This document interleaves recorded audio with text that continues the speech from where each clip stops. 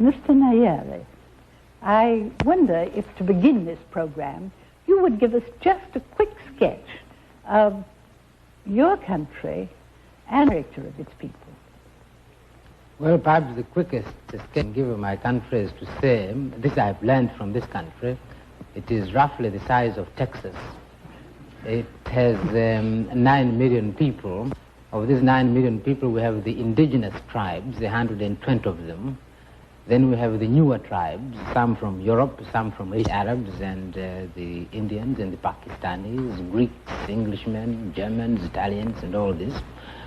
And it's these people whom we are trying to weld in a nation, and it's among these people that I have organized the Tanganyika African National Union, of which I am president, and trying to get independence for the country. I entirely agree. I think that when nations are set for independence and want it, then everything must be done to help them and encourage them and see that they get it, because after all, if we don't believe in the right of peoples to govern themselves, I don't know what we do believe in. But I think that there are one or two particular problems that face Africa, and that is the gap between the political form of a modern state and the extraordinary degree of technical and economic sophistication which goes into the making of a state. And I think when people talk about independence coming too quickly, they don't mean in any absolute sense that people aren't ready to govern themselves. They do ask, have they got some of these essential skills and equipments to do it well when they've got it? Why did it come so quickly, though? Shouldn't we look into that question for a moment? Because the timetable has been condensed, almost catapulted. The actual answer is, to us, the question ready does not arise. if you come into my house and steal my jacket, don't then ask me whether I'm ready for my jacket. The jacket was mine. You had no right at all to take it from me. Yes, but it takes long. It may take a long time to go to the high courts and appeal and get all this done until I get my jacket back, but you have no right at all to ask me whether I was ready for my jacket. True. The mechanism of whether really I can look right in my jacket when I put it on, this is different. I mean, it may not be as, I may not look as smart in it as you look in it, but it's mine. This is your side of it, and is very significant as your side of it. Isn't it also significant, though, that the colonial powers appear to have crossed the big divide for themselves and come to the conclusion that they have to expect African majorities in the countries of Africa now? Isn't that the big decision which they've made? But, Saville, you said the timetable has been changed.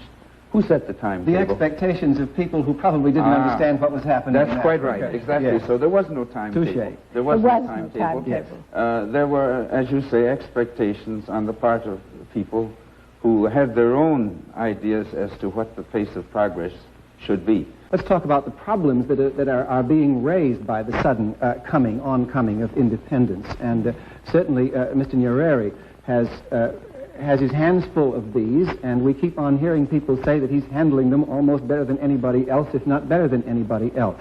So we might ask him a little bit, how would a multiracial society, for example, operate in Tanganyika when you have fully taken over power, Mr. Nyerere? Well, first, we don't like to refer to our society as a multiracial society, because this was a political term which was created, I think, largely by the colonial powers to show that we were in a special category either in Africa or in the world, and in actual fact it's not true.